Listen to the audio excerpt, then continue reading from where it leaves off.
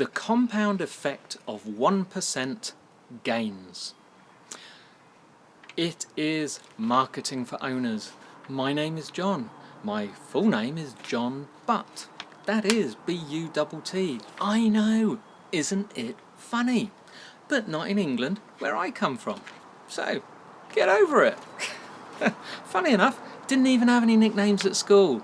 Can you believe that, eh? However, when I go to America, I get people notice the name.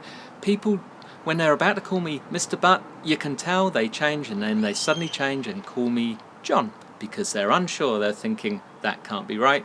It gives me a giggle. Don't you worry, I got a sense of humour. You can call me anything. I don't mind as long as you buy me a beer. Anyway, what's all this compound stuff about? It's little gains. I actually read, this was something I planned to talk about, and one thing that brought it in was, I read a post by James Clear, great blogger, jamesclear.com, and he was talking about this. He was referring to the British cycling team. Now, in cycling, sorry about you non-sports people, but this was all appropriate because our Great Britain, we're not called Great Britain for nothing, we have Great Britons. Sir Bradley Wiggins, our wonderful hero cyclist, broke the 1 hour distance record where one man on his bike inside a velodrome just cycles for 1 hour to see how far he can go, and he just tries to go further than anyone else. Can you imagine that? Flat out for 1 hour. He beat the record, did about nearly 54.5 kilometres, which is 30-something miles. Absolutely mad. For an hour. Try it for 5 minutes. Can't even do that. Anyway, the British cycling team, of which Bradley Wiggins was one, and by the way, in Britain we don't really do the drugs thing, certainly not in cycling.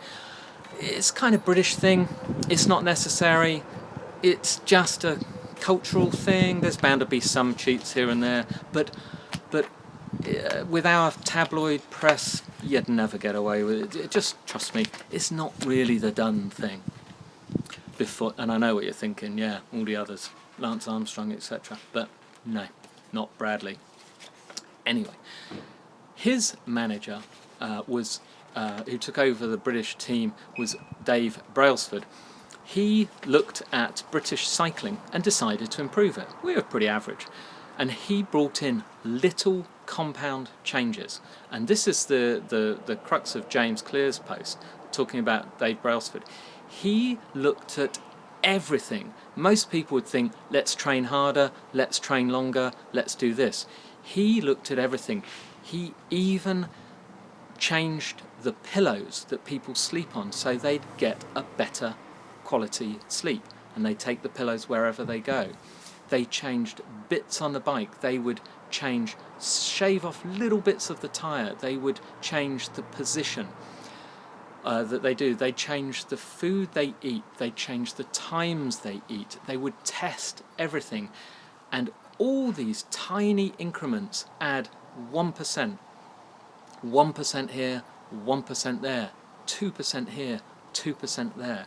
On their own individually, they do absolutely nothing. They are imperceptible and wouldn't notice, but over time, given time, 1, add 1, add 1, add 2, yeah, starting to add up. And if you know the compound effect, add 1% to 1% doesn't equal 2, it adds 2.001, I think. Sorry, mathematicians, if I got that wrong. But it adds up. All these things can be applied to your business, every little thing. So, for example, give you an example, your website, a slight tidy up of the website. Your logo, a slight tidy up of your logo. Your phone number, changed to a free phone number or toll-free number. Your email system, change it to Google Apps, slightly change the signature, make it more user-friendly, change the way you answer the phone, change everything that you do and make notes of it. because every little thing will add a compound difference. No one will notice. It will be imperceptible, but added up over time, you will suddenly find that your customers think you are a lot more professional, and they will buy more from you. Seriously, this will work. There are 2 books I would recommend. Jeff Olson wrote The Slight Edge. This is all about it, as you can imagine. And also, Darren Hardy, the guy who owns Success Magazine, wrote The Compound Effect. Now, heads up there. I know everyone who's read The Slight Edge loves it. I haven't read it. I do own The Compound Effect. The Slight Edge is on my list. My list is kind of long. I read a lot of books. But The Compound Effect is brilliant, and it was based on The Slight Edge. Darren Hardy has applied it. This stuff works. Just little things. He even did it to finding his wife. You'd have to read the book. It's not as bad as it sounds, and he's got a good wife, great marriage. But he applies it to everything. He's a very thorough guy.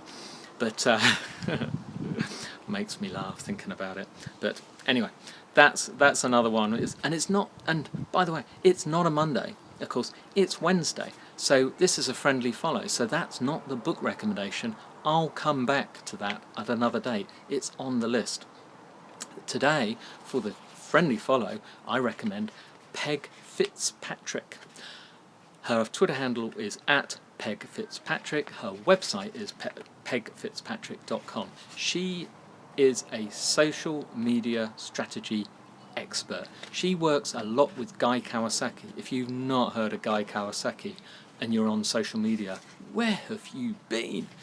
She's working a lot with Canva and with other brands with Guy.